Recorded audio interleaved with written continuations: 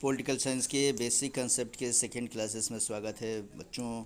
आज मैं बताने जा रहा हूँ पॉलिटिकल साइंस का दूसरा लेसन नहीं बल्कि दूसरा क्लास में बोलूँगा, इसलिए कि पहले क्लास में मैंने बताया था कि पॉलिटिकल साइंस क्या है, राजनीति शास्त्र क्या है। राजनीति शास्त्र दो शब्दों के मेल से बना है, राज्य प्लस नीति। फिर मैंने बताया था कि राज्य क्या है और सरकार क्या है, तो सरकार के बारे में बता चुका हूँ, राज्य के बारे में बता चुका हूँ। फिर मैं ये भी बताया था कि सरकार के अंगों के बारे में। सरकार के 3 अंग होते हैं, व्यवस्थापिका, कार्यपालिका और न्यायपालिका। यहाँ जो व्यवस्थापिका शब्द है वहाँ विधायिका शब्द हम इस्तेमाल कर सकते हैं। जो विधान बनाते हैं, नियम बनाते हैं, कानून बनाते हैं, उन्हें विधायिका या व्यवस्थापिका कहेंगे। और नेक्स्ट पढ़ेंगे हम लोग, आज के क्लास में पढ़ने जा रहे हैं कि भारत में 2 प्रकार की जो विधायिका या व्यवस्थापिका कार्य करती है। एक होती है केंद्र में और एक होती है राज्य में। तो केंद्र और राज्य दोनों के बारे में पढ़ने जा रहे हैं। सबसे पहले हम पढ़ेंगे केंद्र में। तो केंद्र में जो व्यवस्थापिका होती है उसे केंद्र सरकार कहते हैं। यहाँ पे देखो करता है लिखा गया, तुम करते कहते हैं समझोगे सभी। तो केंद्र में जो व्यवस्थापिका होती है उसे केंद्र सरकार कहते हैं। और दूसरा पॉइंट में मैं लिखा हूँ कि एमपी, जिसका पूरा नाम होता है मेंबर ऑफ पार्लियामेंट, इसे लोकसभा सदस्य के नाम से भी जाना जाता है, इसे सांसद भी कहा जाता है। ये सब के सब नियम बनाने के लिए केंद्र में अर्थात दिल्ली में जिस स्थान पर बैठते हैं उसे सदन कहते हैं। अर्थात भारत से जितने भी एमपी चुन कर जाते हैं दिल्ली में जिस जगह पे वे बैठते हैं हमारे देश के नियम और कानून विधान बनाने के लिए, उस स्थान को ही, उस जगह को ही हम सदन के नाम से जानते हैं। अब सदन के बारे में जानेंगे कि भारत के सभी सांसद राष्ट्रपति भवन में स्थापित सदन में बैठते हैं। जो राष्ट्रपति भवन हम देखते हैं ये गोल प्रकार का, उस राष्ट्रपति भवन में समझेंगे कि हम ये सभी के सभी सांसद बैठते हैं और सभी के सभी सांसद बैठकर वहाँ पे नियम कानून बनाते हैं। राष्ट्रपति भवन के बारे में जानेंगे। लॉर्ड इरविन पहला ऐसा वायसराय था जो सबसे पहली बार इस राष्ट्रपति भवन में बैठा था, राष्ट्रपति भवन में रहा था, लॉर्ड इरविन। तो इस तरीके से अब हम पढ़ेंगे कि केंद्र में 2 सदन है, अर्थात नियम और कानून केवल 2 जगह बनते हैं। पहला बनता है लोकसभा या निम्न सदन में, जिसे निम्न सभा सदन के नाम से भी जानते हैं, और दूसरा बनता है राज्यसभा या उच्च सदन में, जिसे उच्च सभा सदन के नाम से हम जानते हैं। इस तरीके से हम इसको याद रखेंगे। केंद्र में 2 जगह नियम और कानून बनते हैं, विधान बनते हैं। एक बनता है निम्न सदन में जिसे लोकसभा कहते हैं, और दूसरा होता है उच्च सदन में जिसे हम राज्यसभा कहते हैं। निम्न सदन लोकसभा को क्यों कहते हैं, उच्च सदन राज्यसभा को क्यों कहते हैं, इसके लिए थोड़ा सा अपने दिमाग में रखेंगे हम लोग कि लोकसभा के जो भी सदस्य भारत से चुन कर जाते हैं उन सदस्यों को चुनने के लिए भारत के सभी लोग जिसकी उम्र 18 वर्ष होती है वे वोट देकर उनको चुन सकते हैं। उसमें अच्छे लोग, बुरे लोग, चोर, डकैत, बदमाश, शराबी, जुआड़ी, सब के सब उसको वोट देते हैं। अब वोट देकर माने जाहिल हो, अनपढ़ हो, गंवार हो, शराबी हो, कबाबी हो, कुछ भी हो, सब के सब इन सदस्यों को चुनते हैं, इसीलिए इन्हें निम्न सदन कहा जाता है। और दूसरा जो उच्च सदन होता है, उच्च सदन जिसे राज्यसभा कहते हैं, तो उच्च सदन के सदस्य जो होते हैं वे भारत के वेल क्वालिफाइड होते हैं, हर क्षेत्र में एक विशेषता उनकी होती है, और इनका चुनाव ये आम पब्लिक न करके आम पब्लिक के द्वारा चुने गए जो प्रतिनिधि होते हैं, जैसे विधायक हो गए या जो सांसद हो गए, ये सब लोग मिलकर इन सदस्यों को चुनते हैं। तो चूँकि वे जानकार व्यक्ति होते हैं और पढ़े लिखे या योग्य अनुभवी व्यक्ति इन सदस्यों को चुनते हैं, इसीलिए राज्यसभा को उच्च सदन के नाम से जाना जाता है। तो क्लियर हो जाना चाहिए कि लोकसभा को निम्न सदन क्यों कहते हैं और राज्यसभा को उच्च सदन क्यों कहते हैं। अब लोकसभा के सदस्यों का चुनाव कैसे होता है, राज्यसभा के सदस्यों का चुनाव कैसे होता है, आगे आने वाले क्लास में हम वो क्लियर करेंगे। फ़िलहाल यहाँ हम पढ़ने जा रहे हैं लोकसभा के बारे में कि लोकसभा के बारे में जानो कि लोकसभा को निम्न सदन के नाम से जाना जाता है। काफ़ी इम्पोर्टेंट, निम्न सदन किसे कहते हैं, तो लोकसभा को। लोकसभा का कार्यकाल 5 वर्ष का होता है, इसे भी समझेंगे, 5 वर्ष का कार्यकाल। उसके बाद लोकसभा के सदस्यों को सांसद या एमपी कहा जाता है। एमपी का पूरा नाम मेंबर ऑफ पार्लियामेंट, याद रखेंगे हम लोग। फिर कहते हैं कि लोकसभा का सदस्य बनने के लिए न्यूनतम उम्र 25 वर्ष होता है। स्टार लगाएंगे इस पर, बार बार पूछता है कि लोकसभा का सदस्य बनने के लिए कितना उम्र होना चाहिए, तो 25 वर्ष। थोड़ा सा मैं यहीं पे क्लियर करा देना चाहता हूँ कि लोकसभा का सदस्य बनने के लिए 25 वर्ष की उम्र होना चाहिए। उसी प्रकार राज्यसभा का सदस्य बनने के लिए 30 वर्ष की उम्र होना चाहिए। राष्ट्रपति बनने के लिए 35 वर्ष की उम्र होना चाहिए। ये सब हम क्लियर करेंगे। तो आगे हम समझते हैं कि आंग्ल भारतीय को मनोनीत या चुनने का काम राष्ट्रपति करता है। अर्थात हम ये जानेंगे कि लोकसभा में 2 आंग्ल भारतीय को राष्ट्रपति अपने मर्जी से चुन सकते हैं। आंग्ल भारतीय कौन है, थोड़े इसके बारे में जानेंगे। तो वैसे लोग जो अंग्रेज़ हैं और भारत में रहते हैं, या जो ब्रिटेन से ताल्लुक़ रखते हैं और भारत में भी रहते हैं, उन्हें हम आंग्ल भारतीय के नाम से जानते हैं। और 2 आंग्ल भारतीय का चुनाव जो है राष्ट्रपति अपने मन से, माने किसी को भी मनोनीत कर सकता है। जो भारतीय, जो ब्रिटिश मूल के हों और भारत में रहते हों, उन्हें राष्ट्रपति मनोनीत करता है। अब इसमें कहता है, स्टार्ट करके लिखवाया हूँ कि पहली महिला लोकसभा अध्यक्ष कौन थी, तो मीरा कुमारी थी। इस तरीके से याद रखेंगे कि पहली महिला लोकसभा अध्यक्ष कौन थी, मीरा कुमारी। दूसरा है कि लोकसभा के पहले अध्यक्ष कौन थे, तो गणेश वासुदेव मावलंकर। इन्हें भी याद रखेंगे, गणेश वासुदेव मावलंकर को।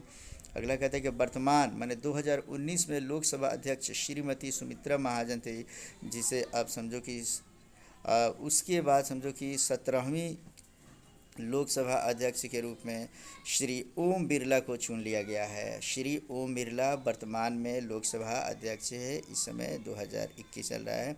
इसे देखेंगे, ये बदलते रहेंगे। वर्तमान हमेशा बदलते रहते हैं। बाकी जो इसमें पहले अध्यक्ष, जो भी मैं महिला की बात करूं या लोकसभा के पहले अध्यक्ष की बात करूं, वे नहीं बदलेंगे, लेकिन वे वर्तमान वाला डाटा हमेशा बदलेगा।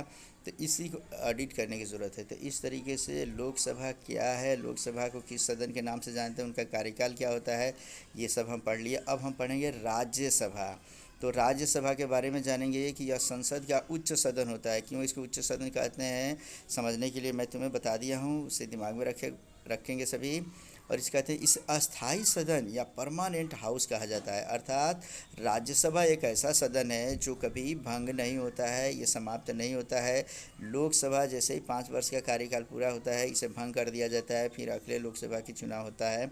लेकिन राज्यसभा एक ऐसा सदन है जो कभी भंग नहीं होता है, यह परमानेंट हाउस है, अस्थाई सदन है। राज्यसभा के सदस्य का कार्यकाल 6 वर्ष का होता है। जहां हमने लोकसभा के सदस्यों का कार्यकाल देखो, यहाँ 5 वर्ष का पढ़ा था, वहीं पे हम यहाँ राज्यसभा के सदस्यों का कार्यकाल 6 वर्ष का होता है, ये पढ़ेंगे। कहता है कि प्रत्येक 2 वर्षों में, चौथे पॉइंट को पढ़ेंगे हम लोग, कि प्रत्येक 2 वर्षों में 1/3 सदस्य माने 1/3 सदस्य सेवानिवृत्त रिटायर हो जाते हैं। अर्थात राज्यसभा का भी भंग नहीं होता है, इसलिए राज्यसभा को अस्थाई सदन भी कहते हैं। इस प्रकार की इसकी फॉर्मेशन ऐसी की गई है कि हर 2 वर्षों के बाद से इसके 1/3 सदस्य उसके सेवानिवृत्त हो जाते हैं, और फिर उनकी जगह राज्यसभा के अगले 1/3 सदस्य चुन लिए जाते हैं। यही कारण है कि ये कभी भंग नहीं होता और ये अस्थायी रूप से पड़ा रहता है, जिसे हम अस्थायी सदन के नाम से जानते हैं। राज्यसभा के सदस्य भी सांसद या एमपी ही कहलाते हैं, याद रखेंगे, इन्हें भी मेंबर ऑफ पार्लियामेंट कहते हैं। अब नेक्स्ट कि राज्यसभा का पदेन सभापति जो अध्यक्ष होता है वह उपराष्ट्रपति होता है, याद रखेंगे, जिसका कार्यकाल 5 वर्ष का होता है। फिर से समझेंगे, राज्यसभा के सदस्य का कार्यकाल 6 वर्ष का होता है, लेकिन यदि कोई व्यक्ति राज्यसभा का पदेन सभापति बनता है तो सभापति के रूप में, अध्यक्ष के रूप में, वह जो उपराष्ट्रपति होता है वही इसका सभापति माने सभा का संचालन करता है, इसकी अध्यक्षता करता है। और उपराष्ट्रपति 5 वर्षों के लिए इसके पदेन सभापति या अध्यक्ष बनाए जाते हैं। राज्यसभा का सदस्य बनने के लिए न्यूनतम उम्र 30 वर्ष होती है। तो इस तरीके से हम याद रखेंगे कि उपराष्ट्रपति बनने के लिए भी 30 वर्ष की, लेकिन राष्ट्रपति बनने के लिए 35 वर्ष हम याद रखेंगे। कहते हैं कि सबसे पहले सभापति जो थे राज्यसभा के, वे डॉक्टर सर्वपल्ली राधाकृष्णन थे। तो इस तरीके से हम याद रखेंगे कि भारत के सबसे पहले सभापति कौन थे, तो डॉक्टर सर्वपल्ली राधाकृष्णन। ये भी पूछा जाएगा कि भारत के सबसे पहले राज्यसभा के अध्यक्ष कौन थे, तो हम या सभापति कौन थे, तो सर्वपल्ली राधाकृष्णन। और वर्तमान में कौन है, तो ये मैं तुमसे पूछना चाहता हूँ, बताओ मुझे। इसका उत्तर कमेंट बॉक्स में दो कि वर्तमान में राज्यसभा के सभापति कौन है। जैसे कि पता है कि राज्यसभा के सभापति कौन होते हैं, हाँ बिल्कुल, उपराष्ट्रपति। तो भारत के उपराष्ट्रपति कौन है आप हमें बता रहे हो, और इस तरीके से बताओ सभी। बिल्कुल सही, वेंकटैया नायडू। वेंकैया नायडू, इस तरीके से उनको तुम लोग लिख लेते हो। आगे हम पढ़ते हैं, नोट करके मैं लिखवाया हूँ कि इस नोट को ध्यान रखेंगे कि भारत में सर्वाधिक संख्या वाला राज्य कौन सा है। तो सर्वाधिक संख्या वाला राज्य में कौन सी संख्या भाई, तो संख्या के बारे में जानेंगे कि एमपी के दृष्टिकोण से, माने लोकसभा सदस्यों के दृष्टिकोण से सबसे ज़्यादा संख्या उत्तर प्रदेश का है, जहां से 80 लोकसभा सदस्य एमपी चुनकर दिल्ली में भेजे जाते हैं। और राज्यसभा सदस्य के दृष्टिकोण से भी उत्तर प्रदेश ही आता है। अब चूँकि बिहार के हम हैं तो बिहार से संबंधित क्वेश्चन पूछता है कि बिहार से कितने लोकसभा सदस्य लोकसभा में चुन कर जाते हैं। चुन कर छोटा ऊ की मात्रा से लिखेंगे हम लोग, इसमें लिखेंगे 40, माने पूरे बिहार से 40 एमपी चुनकर दिल्ली भेजे जाते हैं। और बिहार से कितने राज्यसभा सदस्य चुनकर जाते हैं, इस चुनकर भी छोटा से बनाएंगे हम लोग, तो इसमें भी होते हैं 16। तो 16 ऐसे राज्यसभा के सदस्य होते हैं बिहार से जो चुनकर दिल्ली भेजे जाते हैं, और 40 एमपी चुनकर भेजे जाते हैं। अब चूँकि गोपालगंज डिस्ट्रिक्ट से हम ताल्लुक़ रखते हैं, तो गोपालगंज के वर्तमान एमपी या सांसद कौन हैं ये हम बताएंगे। तो डॉक्टर आलोक कुमार सुमन 2021 में ये हैं, और ये चेंज होते रहेंगे जैसे जैसे चुनाव आते जाएगा, ये सब चेंज हो सकते हैं। ये अस्थायी, वर्तमान शब्द जहाँ भी आएगा वो चेंजेबल होता है, इसलिए ये डाटा चेंज हो सकता है। हमेशा इसी पे ध्यान देना है, बाकी की ध्यान देने की ज़रूरत नहीं है। और मैं नीचे लिख दूँ, राष्ट्रपति के लिए न्यूनतम उम्र, न्यूनतम में यह बढ़ाव की मात्रा से लिखेंगे कि राष्ट्रपति के लिए न्यूनतम उम्र कितनी होनी चाहिए, तो 35 साल। तो उम्र के हिसाब से मैं तुम्हें बता दूं बच्चों कि थोड़ा सा याद रखोगे कि जो विधानसभा का सदस्य अगर बनना हो या लोकसभा का सदस्य बनना हो तो उसके लिए उम्र 25 वर्ष होनी चाहिए। वोट देने के लिए सबसे पहले हम लेकर चलते हैं, जो वोटर्स हैं, वोटर्स की उम्र कम से कम 18 वर्ष होनी चाहिए। और यदि कोई विधानसभा या लोकसभा का सदस्य बनना चाहता है तो उसके लिए उम्र 25 वर्ष होनी चाहिए। और यदि कोई राज्यसभा का सदस्य बनना चाहता है, उपराष्ट्रपति बनना चाहता है, तो उसके लिए उम्र 30 वर्ष होनी चाहिए। और यदि कोई व्यक्ति राष्ट्रपति बनना चाहता है तो उसके लिए उम्र 35 साल होनी चाहिए न्यूनतम। तो इस तरीके से लोकसभा क्या है, राज्यसभा क्या है, हम समझ चुके हैं। केंद्र की विधायिका, माने केंद्र की विधानसभा के, जिस विधानसभा नहीं बल्कि विधायिका हम कहेंगे या व्यवस्थापिका कहेंगे, वो क्या है वो हम समझ चुके हैं। अगले वीडियो में हम समझेंगे कि राज्य में जो राज्य सरकार होती है, यहाँ पर भी जो चेंजिंग होता है ये इसमें कैसे परिवर्तन होता है। तो ये नीचे दिया हुआ वीडियो, हालांकि मैं यही बता देना चाहता हूँ। चलो इसी क्लास में कंप्लीट करते हैं हम लोग। अभी तक 12 मिनट की वीडियो हो चुकी है, ये ज़्यादा लंबा नहीं होगा। राज्य की बात करते हैं अब हम लोग। तो राज्य में जो सरकार होती है, तो राज्य में विधानमंडल के, माने विधायिका के प्रायः 2 अंग होते हैं, विधानसभा या निम्न सदन और विधान परिषद या उच्च सदन। विधानसभा जो याद रखो, इसे निम्न सदन क्यों कहते हैं, विधान परिषद को उच्च सदन क्यों कहेंगे, क्योंकि विधानसभा के जो भी सदस्य होते हैं उनका जो चुनाव होता है, जिसको हम एमएलए कहते हैं, विधानसभा के सदस्यों को हम विधानसभा सदस्य या एमएलए या मेंबर ऑफ लेजिस्लेटिव असेंबली के नाम से जानते हैं। तो वो हम विधानसभा के सदस्य जो होते हैं उनका चुनाव जब होता है तो उसमें चूँकि पढ़े लिखे, अनपढ़, जाहिल, चौपट से लेकर और यहाँ के जितने भी शराबी हो, कबाबी हो, साधु हो, संत हो, चोर हो, डाकू हो, सब के सब जिसकी उम्र 18 साल होती है, सब के सब इसको वोट दे देते हैं और वोट देकर इनके सदस्यों को चुन लेते हैं, इसलिए इनको निम्न सदन कहा जाएगा। लेकिन वहीं विधान परिषद के सदस्यों की बात की जाए तो उसमें मैक्सिमम पढ़े लिखे लोग ही होते हैं, या जो लोग होते हैं अनुभवप्रस्त लोग होते हैं, उनके चुनाव में अनपढ़ जनता प्रत्यक्ष रूप से भाग नहीं लेती है, जाहिल किस्म के लोग उसमें भाग नहीं लेते हैं, शराबी कबाबी भाग नहीं लेते हैं। मतलब कि समझो कि एक योग्य व्यक्ति जो इसमें जो होते हैं वे सभी हिस्सा लेते हैं, ग्रेजुएट लेवल के लोग हिस्सा लेते हैं, शिक्षक इसमें हिस्सा लेते हैं, और इस तरीके से इनका जो चुनाव होता है, तो इसलिए उसको हम विधान परिषद या उच्च सदन कहते हैं। अब कहते हैं विधानमंडल की बात करेंगे। राज्य विधानमंडल, जिस प्रकार केंद्र में 2 सरकार होती है, उसी प्रकार किसी किसी राज्य में विधानमंडल भी 2 प्रकार की है। तो राज्य में जो विधानमंडल है, इसके एक अंग को कहते हैं विधानसभा या निम्न सदन, और दूसरे अंग को कहते हैं विधान परिषद या उच्च सदन। ध्यान से समझेंगे, ये है विधानसभा या निम्न सदन, और विधान परिषद या उच्च सदन। मैं पहले बता दूं कि बिहार के जितने भी स्टेट्स है सभी 28 के 28 राज्यों में ये द्विमंडलीय व्यवस्था नहीं है, बल्कि सभी जगह सिर्फ विधानसभा का ही व्यवस्था है। विधान परिषद ऐसा परिषद है जो भारत के मात्र कुछ ही राज्यों में है, और उन राज्यों में कहाँ कहाँ है मैं बता दूं कि भारत के मात्र 7 राज्यों में विधान परिषद की व्यवस्था है। तमिलनाडु, उत्तर प्रदेश, बिहार, महाराष्ट्र, आंध्र प्रदेश, जम्मू कश्मीर और कर्नाटक। तो इस तरीके से अब हम इसको पढ़ सकते हैं। ये पहले का ही वीडियो है, हम समझेंगे इसको अब इसमें नेक्स्ट समझेंगे कि विधानसभा या विधान परिषद जिसकी हम चर्चा कर रहे थे उसको समझो कि विधानसभा या निम्न सदन। प्रत्येक राज्य में एक विधानसभा होता है जिसके सदस्यों को MLA, member of legislative assembly या विधायक कहते हैं। मतलब इसे ठीक से समझेंगे। जिस प्रकार केंद्र में 2 सदन होता है, उच्च सदन और निम्न सदन। उच्च सदन को राज्यसभा और निम्न सदन को लोकसभा कहते हैं। राज्यसभा भले कहते हैं, लेकिन राज्यसभा किसी राज्य से संबंधित न होकर केंद्र से संबंधित, ये दिमाग में रखना है।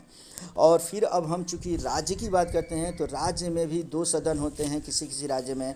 तो पहले इसमें से जो निम्न सदन होता है उसे हम विधानसभा कहते हैं। विधानसभा को हम कहेंगे इसमें से कि प्रत्येक राज्य में एक विधानसभा होता है। जितने राज्य होंगे सब में विधानसभा होगा। अब प्रत्येक सदस्यों को एमएलए मतलब मेंबर ऑफ लेजिस्लेटिव असेंबली या विधायक कहते हैं हम लोग। और विधायक जी को चुनने के लिए भी न्यूनतम उम्र 25 वर्ष का होना चाहिए।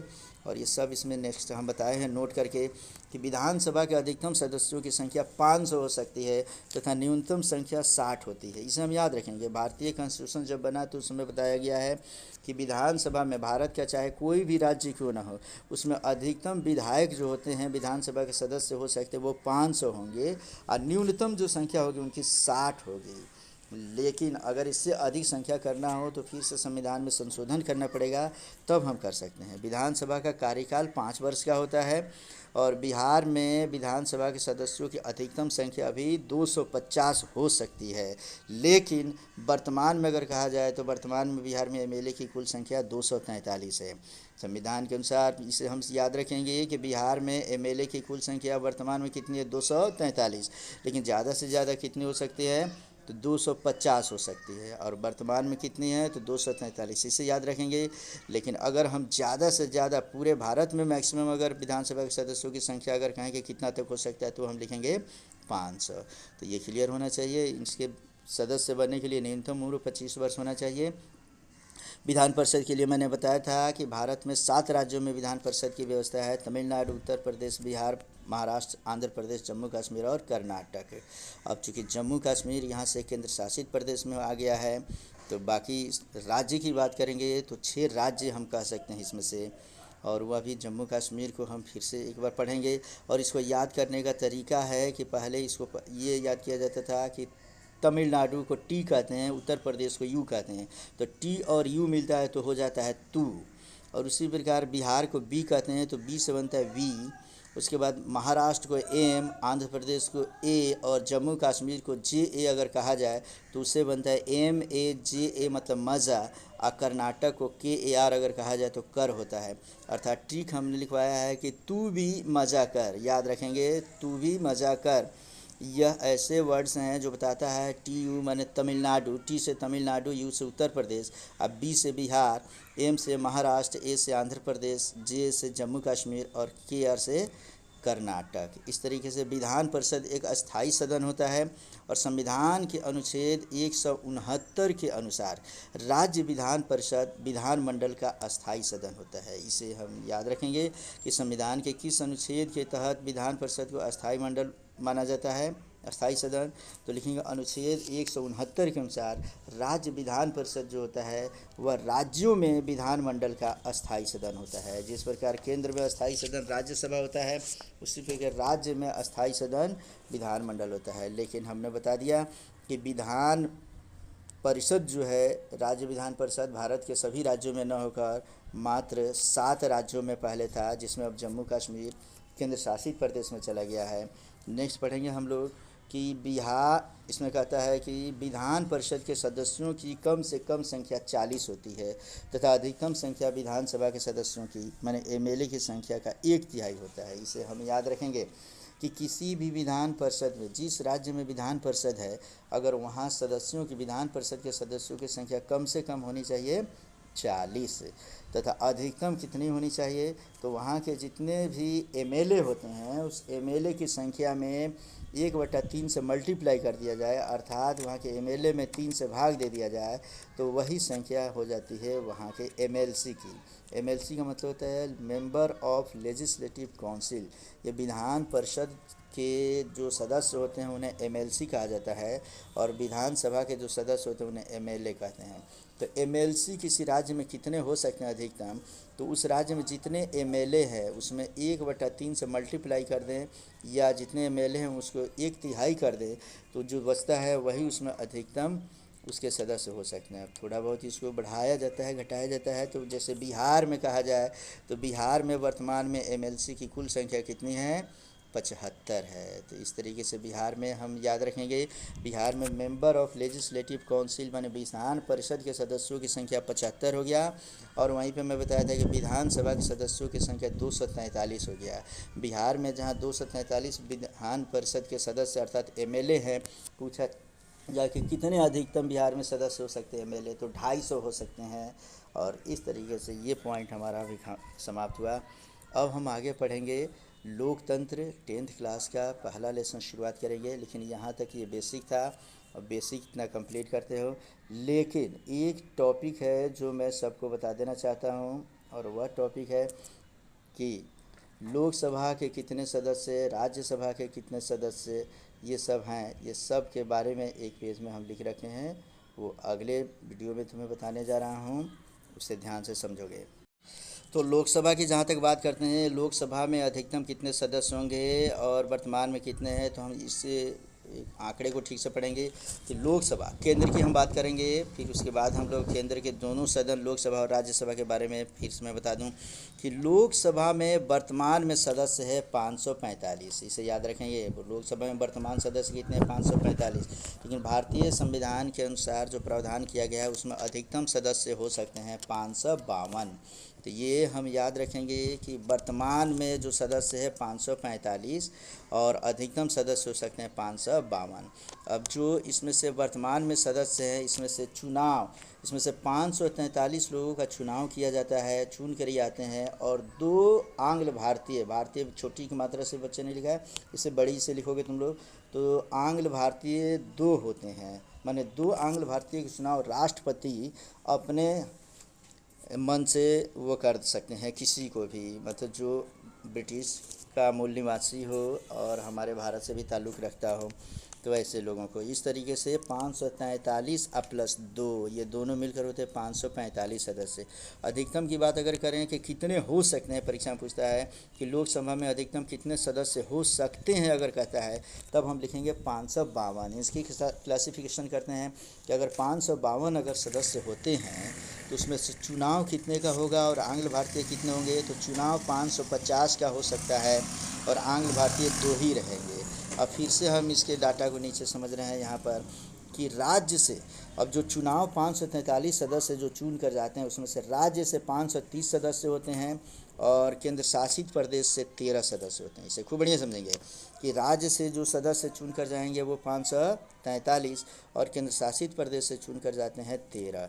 केंद्र शासित प्रदेश से जो 13 चुन कर जाते हैं उसमें भी दिल्ली से सिर्फ 7 लोकसभा के सदस्य होते हैं और अन्य केंद्र शासित प्रदेश से 6 सदस्य होते हैं। तो इस तरीके से हम लोकसभा के बारे में बात किए कि वर्तमान में कितने सदस्य हैं, तो 543। चुनाव कितने का होता है, 545 वर्तमान में टोटल सदस्य हो गए। चुनाव होता है 543 का, आंग्ल भारतीय चुने जाते हैं 2, भारतीय बड़ी की मात्रा से करेंगे। फिर कहता है राज्य से चुनकर, इसमें से ये समझेंगे, राज्य से चुनकर जाते हैं 530 और केंद्र शासित प्रदेश से 13। केंद्र शासित प्रदेश में भी दिल्ली से 7 चुन कर जाते हैं और अन्य केंद्र शासित प्रदेश से 6 चुन कर जाते हैं। फिर आते हैं हम लोग यहाँ पर अधिकतम सदस्य की बात करेंगे कि लोकसभा में अधिकतम कितने सदस्य हो सकते हैं, तो हम लिखेंगे 552। उसमें चुनाव से कितने सदस्य आ सकते हैं, तो 550, आंग्ल भारतीय रहेंगे 2। जो चुनाव होगा 550 का उसमें राज्य से कितने अधिकतम चुने जा सकते हैं, तो 530 चुने जा सकते हैं और केंद्र शासित प्रदेश से कितने, तो 520। इसी में चेंजिंग होगा, तो केंद्र शासित प्रदेश में ये 20 हो जाएंगे, 520 नहीं बल्कि केवल 20 समझेंगे, राज्य से 530 समझेंगे। इस तरीके से ये क्लासिफिकेशन हमने बता दिया। अब इसी प्रकार राज्यसभा का क्लासिफिकेशन मैं बताता हूँ कि राज्यसभा में कैसे कैसे चुने जाते हैं। तो राज्यसभा को भी याद रखेंगे कि भारत के संविधान के अनुसार अभी वर्तमान जो सदस्य की संख्या है वो है 245, लेकिन भारतीय संविधान के अनुसार राज्यसभा का अधिकतम सदस्यों की संख्या हो सकती है 250। याद रखेंगे, राज्यसभा अधिकतम सदस्य संख्या हो सकती है 550। ये केंद्र की बातें हम कर रहे हैं और सब केंद्र की बातें हो रही है। लोकसभा और राज्यसभा दोनों केंद्र से संबंधित है, और विधानसभा विधान परिषद ये राज्य से संबंधित है। हम विधान परिषद विधान सभा की चर्चा नहीं कर रहे हैं, अभी हम केंद्र दिल्ली की बातें कर रहे हैं। दिल्ली की जो व्यवस्थापिका है, विधायिका है, उसकी बातें कर रहे हैं हम। वहाँ 2 सदन जो राज्यसभा जिसे उच्च सदन कहते हैं, इस उच्च सदन में मतलब समझो कि अधिकतम सदस्य इसके 250 हो सकते हैं, लेकिन आज के डेट में अगर कहा जाए तो राज्यसभा के वर्तमान सदस्य मात्र 245 है। इस 245 में से चुनाव होता है 233 का, और आंग्ल भारतीय होते हैं 12, अर्थात 12 आंग्ल भारतीय जो साहित्य के क्षेत्र में, कला के क्षेत्र में, शिक्षा के क्षेत्र में, खेल जगत के क्षेत्र में, वैसा व्यक्ति जो हमारे देश का नाम रोशन हमारे देश से लेकर विदेशों तक में करता है, वैसे किसी भी सदस्य को हमारे देश के राष्ट्रपति 12 ऐसे सदस्यों को समझो कि वहाँ मनोनीत वो कर सकता है। और ये आंग्ल भारतीय जो सदस्य होते हैं जो विदेश से लेकर हमारे देश तक में जो नाम रोशन करेंगे उनको चुन सकते हैं। ये तो आंग्ल भारतीय के बारे में पूछता है कि राज्यसभा में कितने आंग्ल भारतीय सदस्य का मनोनयन राष्ट्रपति करते हैं, तो हम लिखेंगे 12। और लोकसभा में कितने हैं, तो 2, इसे समझ लेंगे। नेक्स्ट इसमें से कहता है कि चुनाव 233 जो होता है, उस चुनाव में से राज्यों से 229 सदस्य चुनकर जाते हैं और केंद्र शासित प्रदेश से 4 जाते हैं। तो इस तरीके से फिर से क्लासिफिकेशन समझेंगे। राज्यसभा में वर्तमान में सदस्य है 245। 245 में से हमारा ये चुनाव होता है 233 का, आंग्ल भारतीय होते हैं 12, और 233 में से राज्यों से 229 चुनकर जाते हैं, केंद्र शासित प्रदेश से 4 चुनकर जाते हैं। इस तरीके से ये हमारा समाप्त हुआ। और अभी इसके बाद हम बाकी जो भी है सब मैं बता चुका हूँ। अब इसके बाद तुम्हें कोई दिक्कत होती है बच्चों तो हमसे पूछ सकते हो, कोई परेशानी हो तो 1 बार 2 बार 3 बार इसे देखेंगे, और देखने के बाद यदि कोई दिक्कत होता है तब पूछेंगे।